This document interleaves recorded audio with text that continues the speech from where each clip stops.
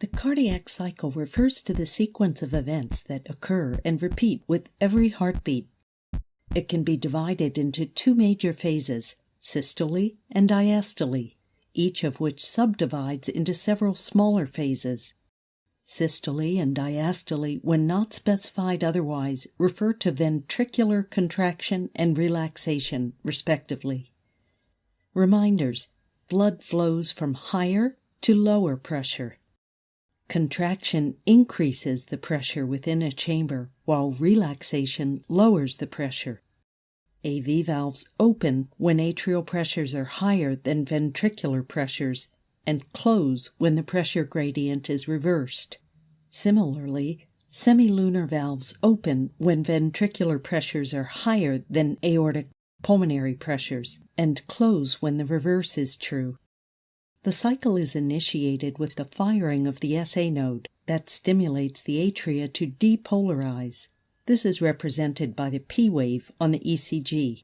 Atrial contraction starts shortly after the P wave begins and causes the pressure within the atria to increase, forcing blood into the ventricles. Atrial contraction, however, only accounts for a fraction of ventricular filling, because at this point the ventricles are already almost full due to passive blood flow down the ventricles through the open AV valves. As atrial contraction completes, atrial pressure begins to fall, reversing the pressure gradient across the AV valves, causing them to close. The closing of the AV valves produces the first heart sound, S1, and marks the beginning of systole.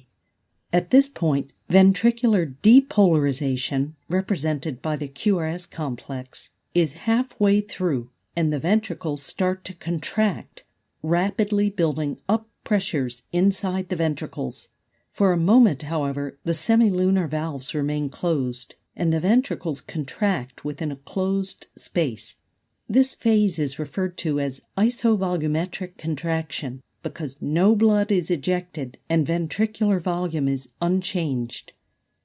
Ventricular ejection starts when ventricular pressures exceed the pressures within the aorta and pulmonary artery. The aortic and pulmonic valves open, and blood is ejected out of the ventricles. This is the rapid ejection phase. As ventricular repolarization, reflected by the T wave, begins, ventricular pressure starts to fall, and the force of ejection is reduced. When ventricular pressures drop below aortic and pulmonary pressures, the semilunar valves close, marking the end of systole and beginning of diastole. Closure of semilunar valves produces the second heart sound, S2. The first part of diastole is, again, isovolumetric, as the ventricles relax with all valves closed. Ventricular pressure drops rapidly, but their volumes remain unchanged. Meanwhile, the atria are being filled with blood and atrial pressures rise slowly. Ventricular filling starts when ventricular pressures drop below atrial pressures, causing the AV valve to open, allowing blood to flow down the ventricles passively. The atria contract to finish the filling phase, and the cycle repeats itself.